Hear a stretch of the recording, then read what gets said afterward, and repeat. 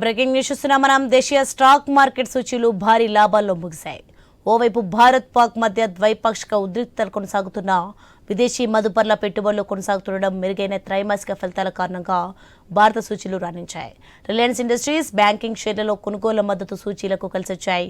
దీంతో బీఎస్ఈ సెన్సెక్స్ 1000కి పైగా పాయింట్లు లాభపడగా నిఫ్టీ 24,300 ఎగువన ముగిసింది. అయితే భౌగోళిక ఉద్రిక్తతలను మదుపర్లు ఎప్పటికప్పుడు గమనిస్తూ ఉండాలని విశ్లేషకులు సూచిస్తున్నారు. సెన్సెక్స్ ఉదయం 79,343 స్వల్ప లాభాల్లో ప్రారంభమైంది. రోజంతా లాభాల్లోనే కొనసాగింది. ఇంట్రాడేలో 80,321 పాయింట్ల వద్ద గరిష్టాన్ని తాకిన సూచీ చివరికి 1,005 పాయింట్ల లాభంతో 80,218.37 వద్ద స్థిరపడింది. నిఫ్టీ 289 పాయింట్ల లాభంతో 24,328 వద్ద ముగిసింది. డాలర్తో రూపాయి మారకం విలువ 37 పైసలు బలపడి 85గా ఉంది. సెన్సెక్స్ 30 సూచీలో Reliance, Sun Pharma, Tata steel, SBI, Mahindra and Mahindra షేర్లు ప్రధానంగా లాభపడ్డాయి. HCL technologies, UltraTech cement, Nestle India, Hindustan Unilever, Eternal షేర్లు రాష్ట్రాల్లో ముగిశాయి. అంతర్జాతీయ విపణిలో బ్రెంట్ క్రూడ్ బ్యారెల్ ధర $66 వద్ద కొనసాగుతుండగా బంగారం ఔన్సు $3,288 వద్ద ట్రేడ్ అవుతోంది.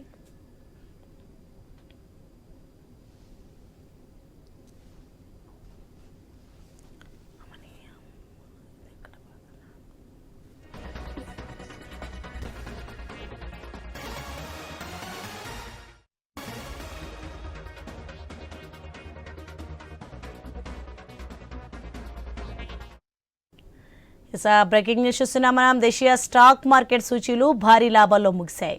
ఓవైపు భారత్ పాక్ మీద ద్వైపాక్షిక ఉద్రిక్తతలు నెలకొన్నాయి. రైట్, ఇదే అంశానికి సంబంధించి మరింత సమాచారం స్టాక్ మార్కెట్కి సంబంధించి ప్రభు ఫోన్ లైన్లో అందిస్తారు. ప్రభు చెప్పండి, దేశీయ స్టాక్ మార్కెట్ సూచీలు భారీ లాభాల్లో ముగిసినట్టుగా తెలుస్తుంది. దీనికి సంబంధించిన డీటెయిల్స్ ఏంటి? ఇప్పుడు వారు ఏదో వస్తుంది అనుకున్నారు, అది ఏమి పెద్ద ఎఫెక్ట్ ఏం లేదు.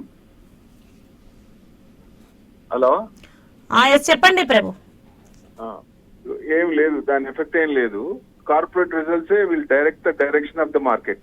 అంటే రిలయన్స్ అంటే బాగోలేకపోయినా అంత బాగుండకపోయినా కొంచెం బాగానే వచ్చినట్లు లెక్క 4% అబోవ్ పెరిగింది. సో కార్పొరేట్ రిజల్ట్స్ ఇప్పుడు డైరెక్ట్ చేస్తాయి.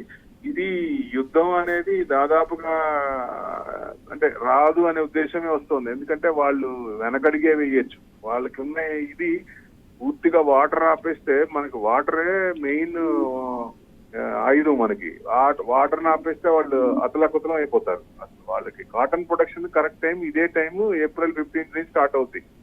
70 lakh బేల్ టన్స్ చేస్తారు వాళ్ళు. అంటే 1 బేల్ 170 kgs.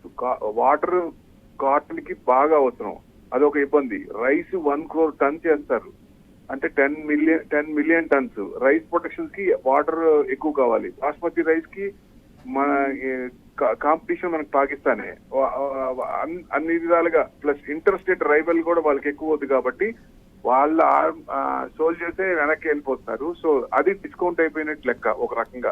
ఫస్ట్ ముందుకు రాకపోవచ్చు, వార్ రాకపోవచ్చు. మేబీ పాక్ ఆక్యుపైడ్ కాశ్మీర్ మనం కొంచెం ముందుకెళ్ళి మనం ఇచ్చేసి వదులుకుంది వెనక్కి తీసుకునే ఛాన్స్ కూడా ఉన్నది. అది పాజిటివ్ న్యూస్ అవుతుంది మన గవర్నమెంట్ కి. సో డెఫినెట్ గా అది వెనక్కి తెచ్చుకుంటే. సో ఇప్పుడు రిటాలియేట్ చేయకపోయినా నెగిటివ్ వస్తుంది కాబట్టి సర్జికల్ స్ట్రైక్ చేస్తారా, లేకపోతే ఇప్పుడు ఏం చేస్తారు, ఆ 5గురిని అప్పచెప్తారా లేదా, ఇదే మెయిన్ మనకి. అంటే కుంబింగ్ జరుగుతోంది. వాళ్ళు ఎక్కడున్నా ఎతికి పట్టుకుంటానో, ఏ దేశాన్ని ఉన్నా ఏ లోకంలో ఉన్నా నేను వెతికి పట్టుకుంటానో, అసలు వదలనని మన భీష్మించి కూర్చున్నారు మన ప్రైమ్ మినిస్టర్ గారు. డెఫినెట్ గా వాళ్ళు దొరికి తీరుతారు. సో ఇది సొల్యూషన్ దాదాపుగా వచ్చేసినట్టే. యుద్ధం అనేది రాకపోవచ్చు బహుశా. సో దానివల్లే మార్కెట్ తీసుకున్నట్టుంది. అందుకే ఇది ఉంది.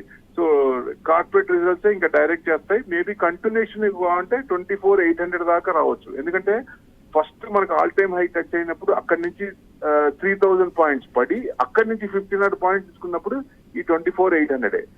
ఇప్పుడు కనుక 24,800 క్రాస్ అయిందా, మళ్ళీ ఆల్ టైమ్ హై క్రాస్ వెళ్లే ఛాన్స్లే ఉంటాయి.